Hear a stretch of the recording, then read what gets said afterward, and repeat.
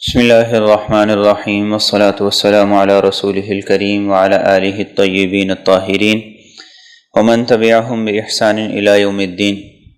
قال اللہ تبارک وتعالی فی القرآن المجید والفرقان الحمید۔ اعوذ باللہ من الشیطان الرجیم۔ بسم اللہ الرحمن الرحیم۔ واستغفر لذنبک وللمؤمنین والمؤمنات واللہ یعلم متقلبکم ومثواکم۔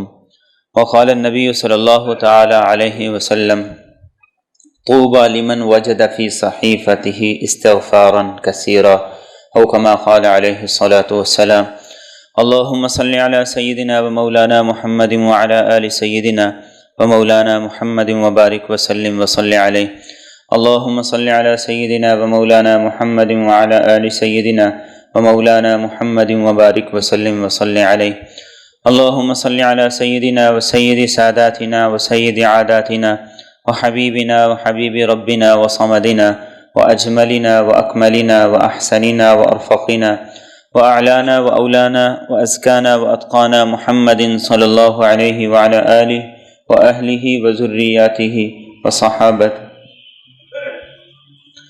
وصحابته ومن تبعهم بإحسان إلى يوم الدين۔ آج ہر انسان یہ چاہتا ہے کہ مجھے کوئی ایسا وظیفہ مل جائے جس وظیفے سے میرے سارے کے سارے مسائل حل ہو جائیں۔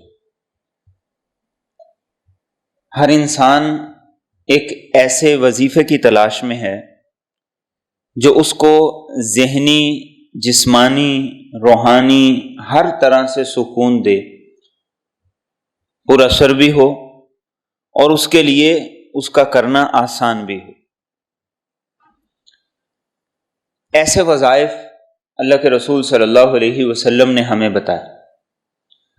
ان وظائف میں سے ایک اہم وظیفہ، ایک اہم عمل وہ استغفار ہے۔ اور استغفار اتنا عظیم وظیفہ ہے، اتنا عظیم عمل ہے کہ اس کے ساتھ اللہ رب العزت نے دنیا اور آخرت کی خیروں اور بلائیوں کو جوڑ دیا ہے۔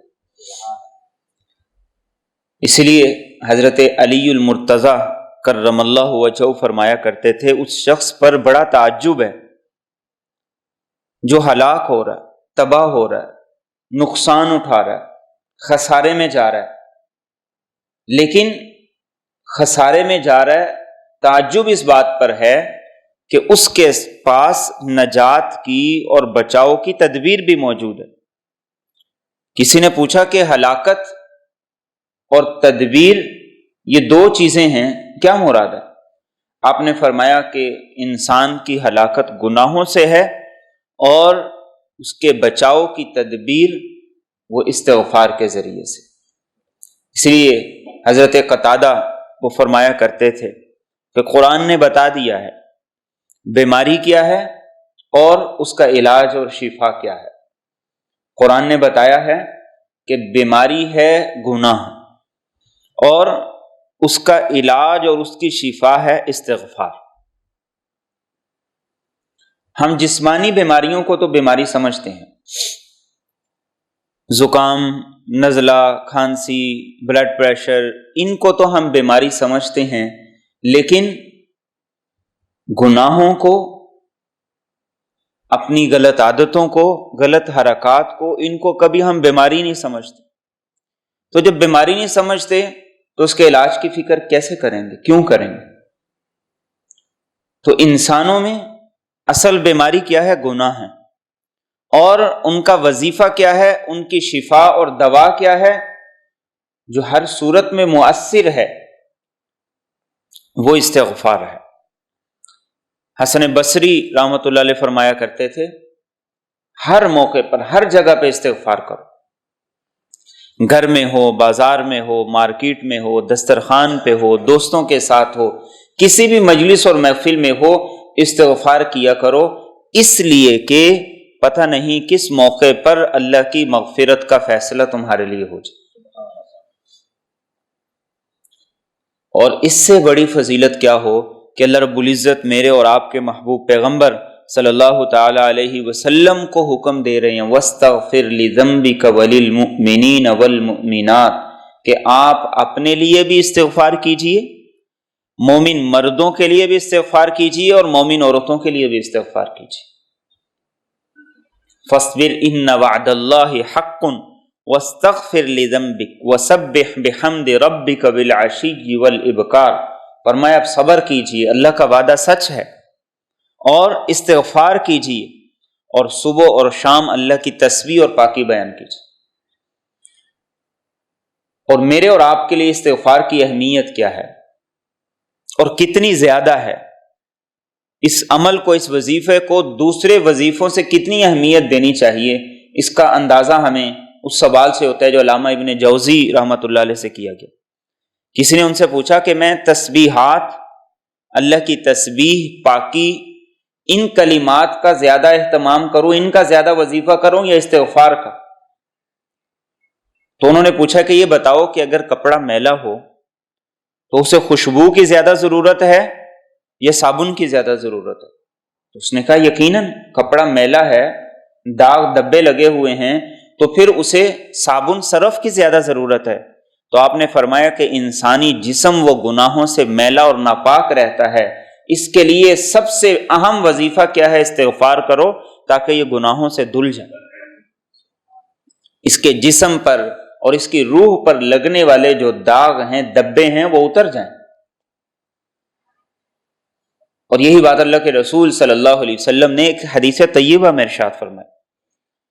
آپ نے فرمایا ان المؤمن اذا اذنب نکتت نکتۃ سوداء فی قلبہ، جب کوئی مومن آدمی گناہ کرتا ہے تو اس گناہ کے عوض ایک داغ، ایک سیاہ دبا، ایک سیاہ نقطہ اس کے دل پہ لگا دیا جاتا ہے۔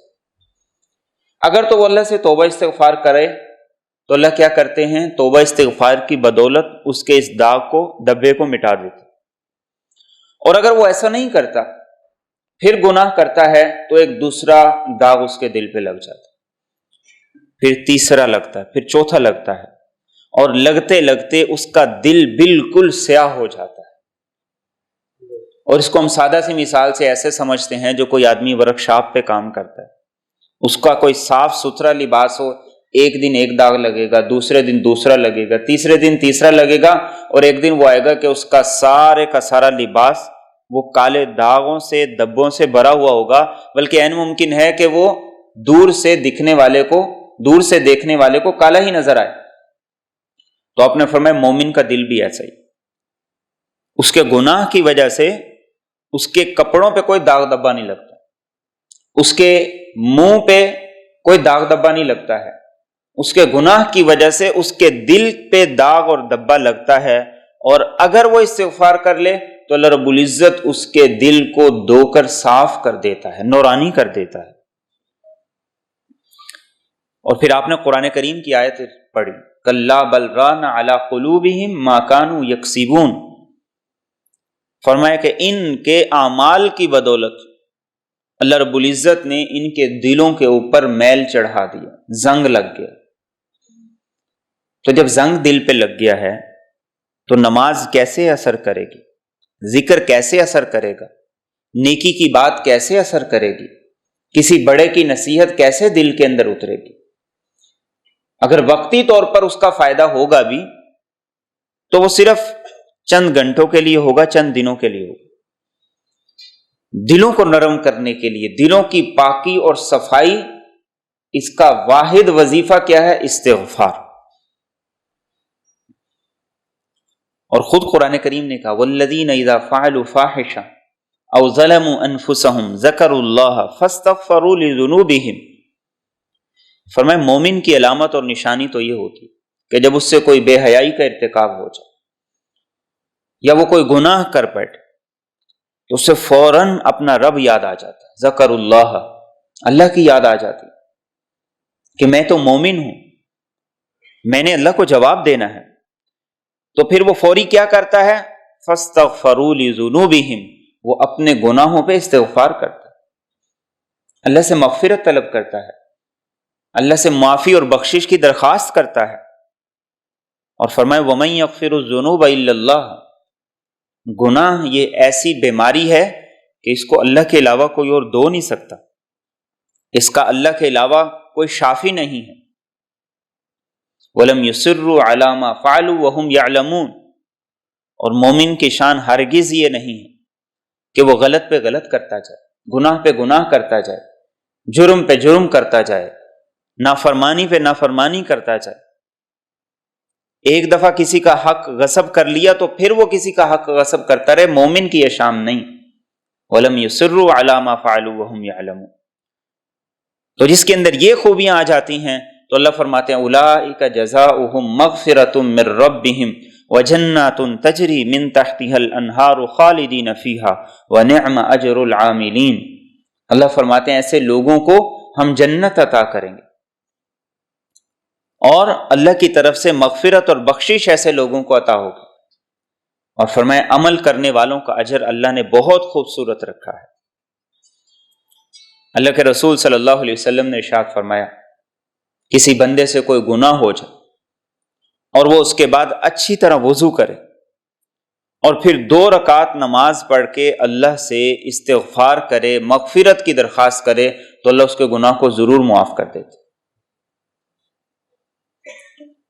یہ وہ نماز ہے جسے صلاۃ التوبہ کہا گیا، اور بزرگوں کے معمولات میں یہ بات شامل ہے کہ روزانہ کم از کم 2 نوافل وہ توبہ کی نیت سے پڑھے، کہ ہماری زندگی میں دن بھر کے اندر جو بھی گناہ ہوئے ہیں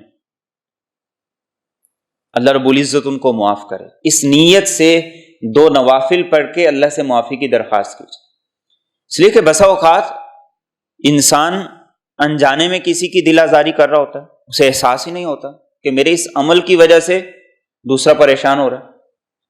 مثال کے طور پر جس کو اسموکنگ کی عادت ہے، اس کو اس بات سے عمومی طور پر کوئی پرواہ نہیں ہوتی کہ ساتھ جو بیٹھنے والا ہے وہ کس اذیت سے گزر رہا ہے، لیکن دوسرا تو جس اذیت سے گزر رہا ہے وہ بسا اوقات کہہ بھی نہیں سکتا۔ تو ایسے ہی ہم دن بھر بہت سے کام ایسے کر رہے ہوتے ہیں جس سے دوسرے کو ایذا ہے، تکلیف ہے، ہم پریشان کر رہے ہیں، لیکن ہم یہ سمجھ رہے ہیں ہم نے تو کسی کو پریشان کیا ہی نہیں، ہم نے تو کوئی گناہ کیا ہی نہیں۔ اور یہ کیسے ہو سکتا ہے کہ میرے اور آپ سے گناہ نہ ہو؟ فرق یہ ہے کہ گناہ ہم سے بہت ہوتے ہیں، ہم گناہ کو گناہ ہی نہیں سمجھتے۔ شیطان نے ایک مرتبہ اپنے چیلوں کو اکٹھا کیا تو ان سے پوچھا کہ بتاؤ کیا کارگزاری ہے؟ انہوں نے کہا کسی کو نہیں چھوڑا ہم نے، ہر ایک کو ہم نے گناہوں میں لگا دیا۔ تو اس نے کہا کہ یہ بتاؤ کہ جن کو گناہوں میں لگایا تو پھر وہ کیا کرتے ہیں؟ تو انہوں نے کہا کہ وہ استغفار کر لیتے۔ تو شیطان کہنے لگا کہ استغفار کرنے سے تمہاری محنت تو ضائع ہو گئی، تمہاری محنت کا تو کوئی فائدہ نہ ہوا۔ اور پھر اس نے کہا کہ مجھے اللہ کی عزت کی قسم اور اس کے جلال کی قسم کہ میں ان کو ایسے گناہوں میں لگا دوں گا، ایسے کاموں میں لگا دوں گا کہ نہ تو وہ اسے گناہ سمجھیں گے اور نہ ہی اس سے توبہ کریں۔ آج کون سا گناہ ہے جس کو ہم گناہ سمجھتے ہیں؟ دن میں 4 گھنٹے 5 گھنٹے ہم ٹی وی کو، موبائل کو دیتے ہیں، کیا کبھی ہم نے اس کو گناہ سمجھا؟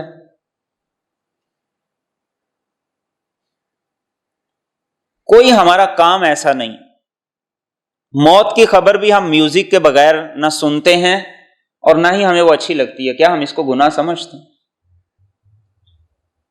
سود کے لین دین سے بازار بھرے پڑے ہیں، کیا ہم اس کو گناہ سمجھتے ہیں؟ ہم صرف ایک کام کو برا سمجھتے ہیں، اور وہ ایک کام کیا ہے؟ جب میری ذات کے بارے میں کوئی بات کرے تو بس وہ برا ہے، بس اس کے علاوہ دنیا اوپر سے نیچے ہو جائے، یہاں نہ کوئی گناہ ہے نہ کوئی جرم ہے۔ اس لیے ہمیں ایسا محسوس ہوتا ہے کہ ہم نے کبھی گناہ کیا ہی نہیں، ہم تو پاک صاف ہیں۔ اور اللہ کے رسول صلی اللہ علیہ وسلم پر قربان جائیے، آپ جو اللہ سے استغفار کیا کرتے تھے ان میں یہ کلمات بھی تھے کہ اے اللہ، میں ان گناہوں سے استغفار اور توبہ کرتا ہوں جو میں جانتا ہوں اور ان سے بھی جسے صرف تو ہی جانتا ہے، میں جانتا ہی نہیں۔ زندگی میں بارہا مرتبہ ہم نے لوگوں کے ساتھ زیادتی کی، ناانصافی کی، اتنے گناہ کیے، لیکن ہمارے حافظے کچے، ہم بھول جاتے ہیں کہ ہم نے فلاں موقع پر کس کے ساتھ کیا زیادتی کی، کیا ناانصافی کی۔ تو اللہ کے رسول صلی اللہ علیہ وسلم نے اس کا بھی ہمیں علاج بتا دیا کہ اللہ سے یوں کہو کہ اللہ جو تو جانتا ہے میں بھول گیا ہوں، میں اس کے بارے میں بھی تجھ سے استغفار اور مغفرت کا مطالبہ کرتا ہوں، اس کا سوال کرتا ہوں۔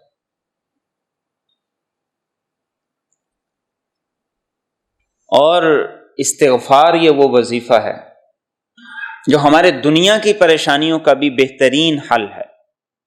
دنیا کی تمام پریشانیاں جو انسان کو لاحق ہوتی ہیں، استغفار ان کا بہترین حل ہے۔ قرآن کریم نے بھی اور رسول اکرم صلی اللہ علیہ وسلم نے بھی اس بات کی طرف متوجہ کیا۔ دنیا کے مسائل کیا ہیں، دنیا کی پریشانیاں کیا ہیں۔ امام حسن بصری تشریف فرما تھے، ایک آدمی ان کے پاس آیا، اس نے آ کر ان سے کہا کہ قحط بہت زیادہ ہو گیا، خشک سالی بہت زیادہ ہو گئی ہے، کوئی وظیفہ بتا دیجیے۔ تو آپ نے کہا استغفار کر۔ ایک دوسرا آیا، اس نے کہا میرا باغ خشک ہو گیا ہے، بارش نہیں ہو رہی ہے، کوئی وظیفہ بتا دیجیے۔ تو آپ نے کہا استغفار کر۔ ایک تیسرا آ گیا، اس نے کہا بے اولاد ہوں، اولاد کوئی نہیں ہے، کوئی وظیفہ بتا دیجیے۔ تو آپ نے کہا استغفار کر۔ تو جب یہ تینوں چلے گئے تو شاگرد نے پوچھا ہر ایک کو آپ نے استغفار کا وظیفہ بتایا، اس کے علاوہ کوئی الگ وظیفہ نہیں بتایا؟ تو آپ نے فرمایا کیا قرآن کریم پڑھتے نہیں؟ نوح علیہ السلام نے یہ کہا تھا اپنی قوم سے، استغفروا ربکم انہ کان غفارا، اپنے رب سے استغفار کرو، وہ بہت بخشنے والا ہے۔ یرسل السماء علیکم مدرارا، استغفار کا پہلا فائدہ یہ ہوگا جب بارش کی ضرورت ہوگی اللہ موسلا دار بارش بھیجے۔ وَيُمْدِدْكُمْ بِأَمْوَالٍ وَبَنِينَ، اللہ تمہارے کاروبار میں برکت دے گا، تمہاری اولاد میں برکت دے گا، بے اولاد ہو تو اولاد دے گا۔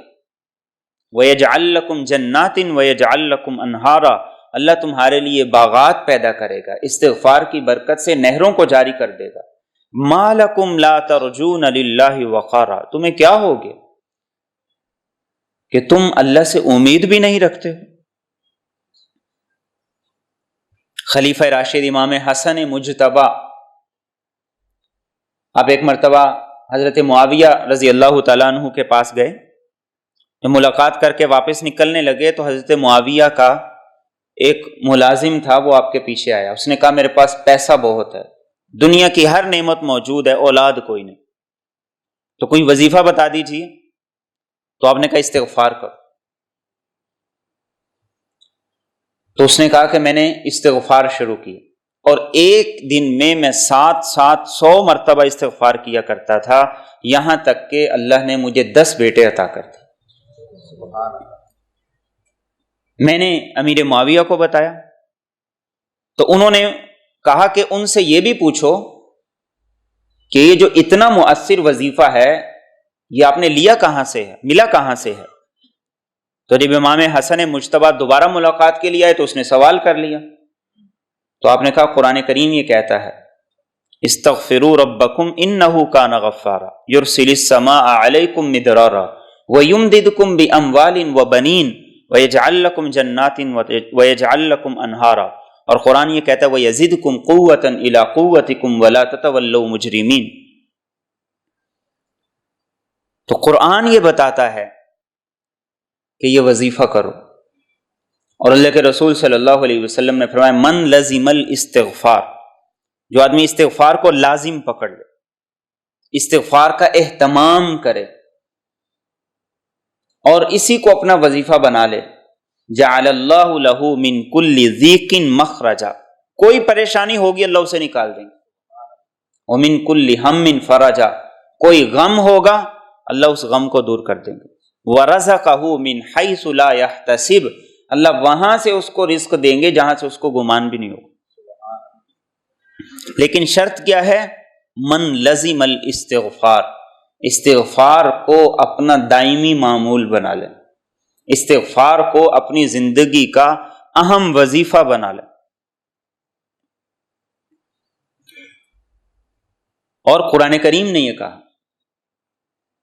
کہ حضرت ہود علیہ السلام نے اپنی قوم سے کہا تھا کہ اے میری قوم استغفار کرو، اللہ بارش دے گا، اور کیا کرے گا؟ وَيَزِدْكُمْ قُوَّةً إِلَىٰ قُوَّتِكُمْ وَلَا تَتَوَلَّوْا مُجْرِمِينَ، اللہ تمہیں جسمانی قوت استغفار کی برکت سے عطا کرے گا، صحت کے مسائل استغفار سے حل ہوں گے، روحانی مسائل استغفار سے حل ہوں گے۔ کتنے ہی ایسے لوگ ہیں جو اپنی صحت کے بارے میں پریشان رہتے ہیں، دوائی اثر نہیں کرتی، تو ہود علیہ السلام نے اپنی قوم سے کیا کہا تھا کہ تم استغفار کرو، اللہ تمہاری جسمانی صحت کے مسائل کو بھی حل کر دے گا۔ جسمانی صحت بھی ملے گی، روحانی صحت بھی ملے گی، جسمانی قوت بھی ملے گی، روحانی قوت بھی ملے گی۔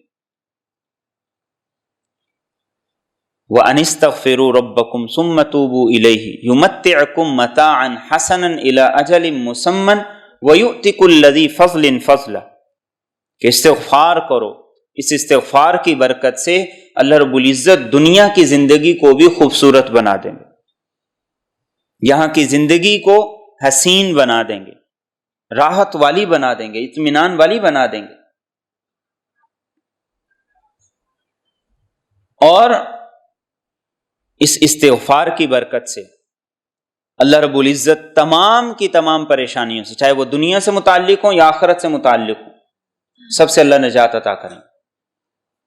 اور پھر اس سے بڑھ کر اور کیا کہ یہ استغفار وہ وظیفہ ہے، اس سے کوئی اور فائدہ ہو یا نہ ہو، لیکن یہ میرے اور آپ کے رب کو بڑا محبوب ہے۔ ان اللہ یحب التوابین ویحب المتطہرین، قرآن کہتا ہے کہ اللہ ان لوگوں سے محبت کرتا ہے جو بہت زیادہ توبہ کرنے والے ہیں، جو بہت زیادہ پاکی کا، طہارت کا اہتمام کرنے والے ہیں۔ اور ہر نبی نے اپنی قوم سے یہ کہا استغفار کرو، اللہ سے مغفرت طلب کرو، اللہ رب العزت سے استغفار کر کے اپنے جسم کی میل کو، گناہوں کی میل کو دور کرو۔ اور پھر یہ وہ وظیفہ ہے جس سے اللہ رب العزت دعاؤں کو بھی قبول کرتے ہیں۔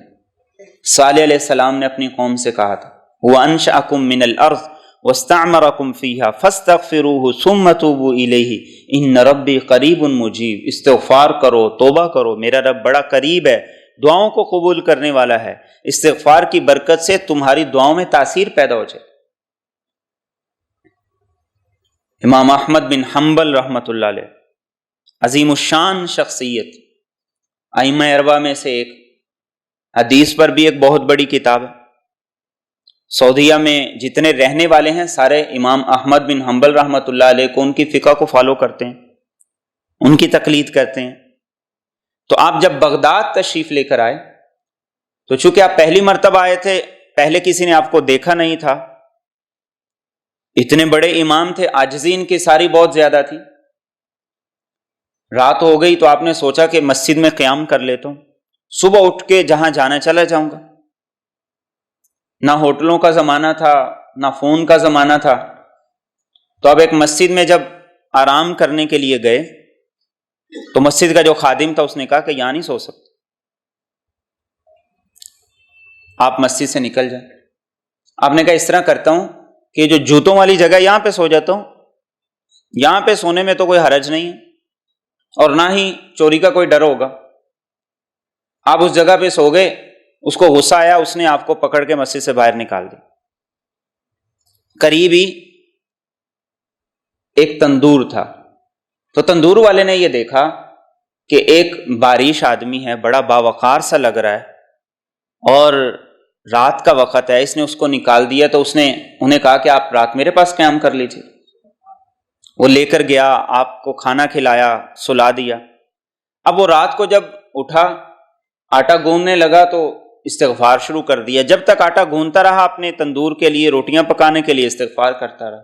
صبح ہو گئی تو امام احمد بن حنبل رحمۃ اللہ علیہ، آپ نے ان سے پوچھا کہ تم ساری رات جب تک آٹا گوندتے رہے استغفار کرتے رہے؟ تو اس نے کہا کہ میری عادت یہ ہے کہ جب بھی میں آٹا گوندتا ہوں استغفار ہی کرتا ہوں اور کوئی وظیفہ نہیں کرتا ہوں۔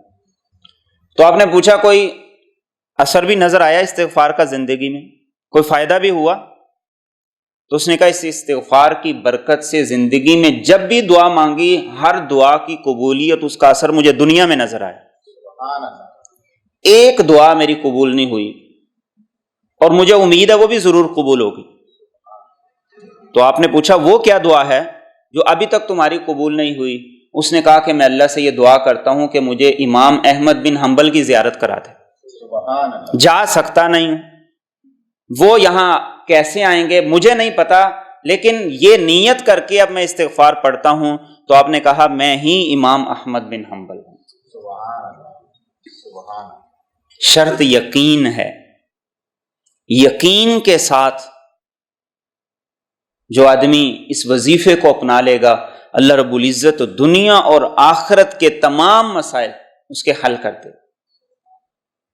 اور صحابہ اللہ کے رسول صلی اللہ علیہ وسلم کے پاس آتے، اپنے مسائل آپ کو بتاتے، آپ سے رہنمائی لیا کرتے تھے۔ تو ایک صحابی آئے حضرت حذیفہ رضی اللہ تعالیٰ عنہ، یا رسول اللہ صلی اللہ علیہ وسلم میں اپنے گھر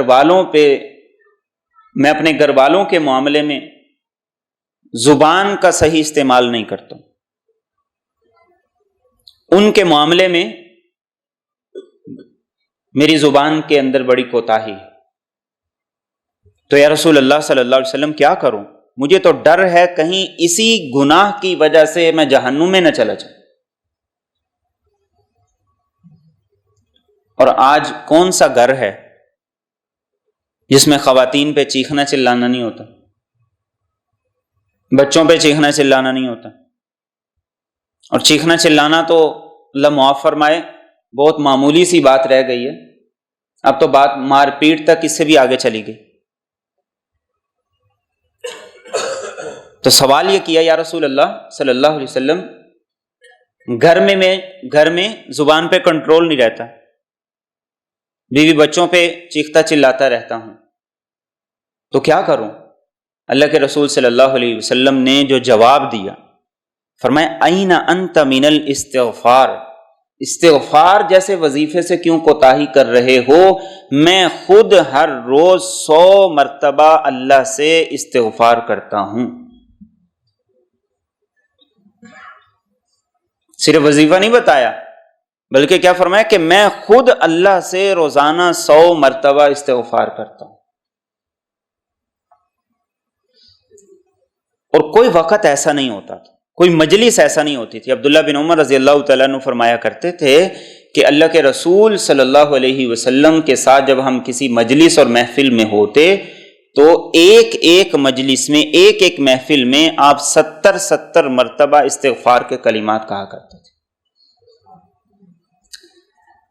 اچھا، واش روم سے جب آپ باہر آتے ہیں تو باہر نکلنے کی دعا ہے غفرانک، غفرانک۔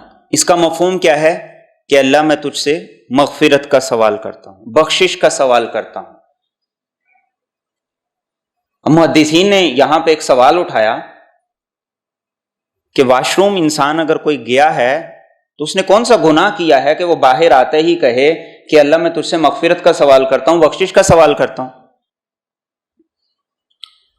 اور محدثین نے یہ لکھا ہے اس کا جواب کہ دراصل حکمت یہ ہے، اللہ کے رسول صلی اللہ علیہ وسلم کی زبان پر ہر وقت ذکر جاری رہتا تھا، اللہ کی یاد رہا کرتی تھی۔ یہ جو تھوڑا سا وقت ہوتا تھا اس میں ذکر میں استغفار میں عارضی طور پر تعطل آ جاتا تھا، وقفہ آ جاتا تھا، بریک آ جاتے تھی۔ تو جیسے ہی آپ قدم باہر رکھتے تو فوراً اللہ سے کہتے کہ اللہ مجھے معاف فرما دے، یہ تھوڑی سی کوتاہی ہو گئی۔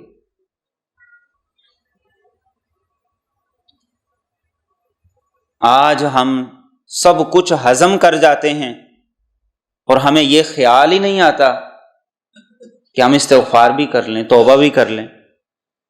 بہنوں کا حق ہے، بھائیوں کا حق ہے، رشتہ داروں کا حق ہے، پڑوسیوں کا حق ہے،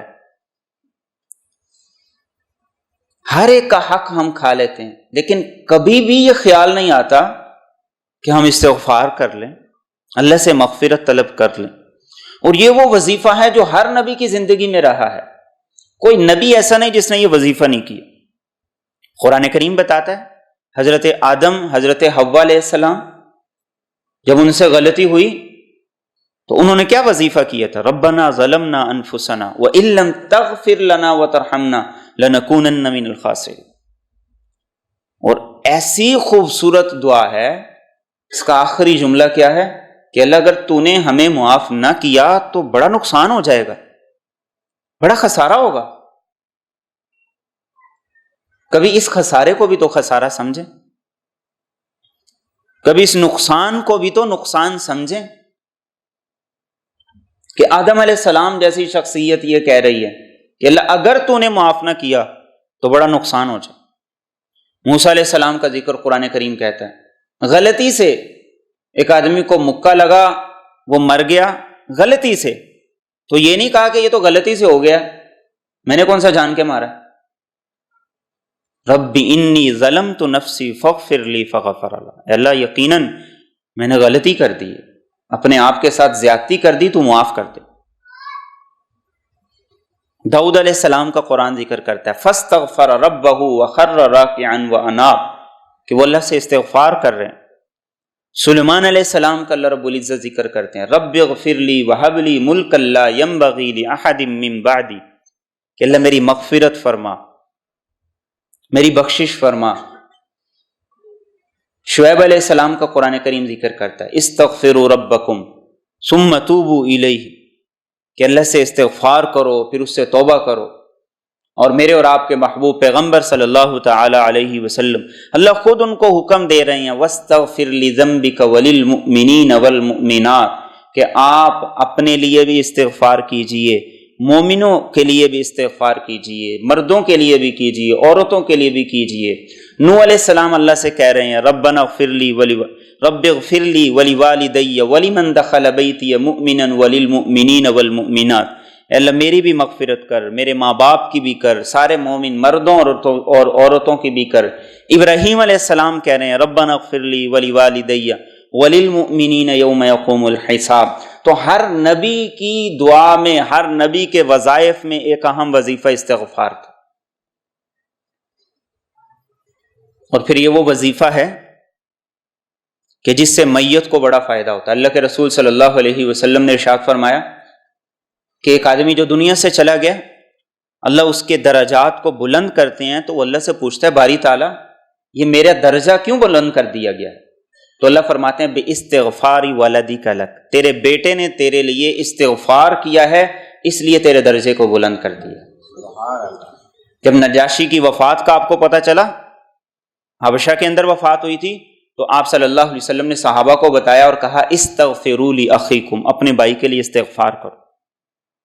ایک موقع پر آپ نے تدفین کی، تدفین سے فارغ ہوئے تو آپ نے فرمایا استغفروا لاخیکم وصلوا له بالتثبیت، اس موقع پر اپنے بھائی کے لیے استغفار کرو اور اللہ سے دعا کرو کہ وہ فرشتوں کے سوالات کے جواب اچھے طریقے سے ثابت قدمی کے ساتھ دے دے، اور اس استغفار کی برکت سے اللہ اس کے سوالوں کے جواب آسان کر دے گا.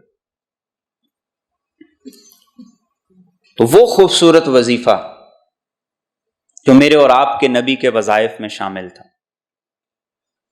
اور بڑا ہی آسان وظیفہ ہے. کوئی وضو کی ضرورت نہیں ہے، کوئی وقت کی پابندی نہیں ہے، کوئی تعداد کی پابندی نہیں ہے، بس دل کی ندامت کے ساتھ، دل کی ندامت کے ساتھ اللہ سے کہیں اللہم اغفر لی، یہ استغفار ہے. دل کی ندامت کے ساتھ استغفر اللہ کہہ دیں، یہ استغفار ہے. دل کی ندامت کے ساتھ یہ کہہ دیں کہ اللہ مجھے معاف کر دے، یہ استغفار ہے. اور اللہ رب العزت فرماتے ہیں کہ میرے بندے لو لقیتنی بقراب الارض خطایا للقیتک بقرابها مغفرہ، کیا میرے بندے اگر زمین کے برابر بھی تو گناہ کر کے آئے گا تو اتنی ہی میں تیری مغفرت اور بخشش کر دوں. وَلَوْ بَلَغَتْ ذُنُوبُكَ عَنَانَ السَّمَاءِ ثُمَّ اسْتَغْفَرْتَنِي غَفَرْتُ لَكَ وَلَا أُبَالِي. اور فرمایا میرے بندے اتنے گناہ کر، اتنے کر کہ ڈیر لگا لگا کے اسے آسمان تک پہنچا دے، تیرے گناہ آسمان کو چھونے لگیں اور پھر تو ایک مرتبہ سچے دل سے کہہ دے کہ اللہ مجھے معاف کر دے، یا اللہ میری توبہ، اللہ فرماتے ہیں کہ میں معاف بھی کر دوں گا اور مجھے پرواہ بھی کوئی نہیں، لیکن کریں تو صحیح۔ ایک صحابی نے کہا یا رسول اللہ صلی اللہ علیہ وسلم بڑی کوتاہی ہوتی ہے، بار بار پھسل جاتا ہوں، تو آپ نے کہا اللہ سے توبہ کرو، استغفار کرو۔ تو اس نے پھر کہا یا رسول اللہ بڑی کوتاہی ہوتی ہے، بار بار پھسل جاتا ہوں، تو آپ نے فرمایا اے حبیب بن حارث بار بار توبہ کرو، بار بار استغفار کرو۔ انہوں نے کہا یا رسول اللہ صلی اللہ علیہ وسلم ایسے تو گناہ بڑھتے جائیں گے، تو آپ نے فرمایا جتنے گناہ بڑھیں گے، جتنی مرتبہ استغفار کرو گے اتنی مغفرت بھی تو آئے گی۔ تو اس بات کی ضرورت ہے کہ اس وظیفے کو اپنا معمول بنائیں، اور خاص طور پر ہمارا ملک جن حالات سے گزر رہا ہے ہم اس کی سنگینی سے واقف نہیں ہیں، اور واقف ہیں تو صرف ہم باتیں کر کے برا بھلا کہہ کے گالیاں دے کے فارغ ہو جاتے ہیں۔ اللہ کے رسول صلی اللہ علیہ وسلم نے اس وظیفے کو حفاظت کے لیے اور دشمنوں کے شر سے اور ان کی تدبیر اور چال سے بچاؤ کے لیے بھی بہترین وظیفہ قرار دیا۔ اور کون سی دنیا کی ایسی دوائی ہے جو ہر بیماری کے لیے مؤثر ہو؟ 4 بیماریاں ہیں تو ڈاکٹر 6 گولیاں لکھ کے دیتے ہیں۔ یہ وہ وظیفہ ہے جو دنیا اور آخرت کی تمام مشکلات کا حل ہے، لیکن شرط یہ ہے یقین کے ساتھ کریں، دل کی ندامت سے کریں۔ اللہ میرا اور آپ کا کہنا سننا قبول و منظور فرمائے۔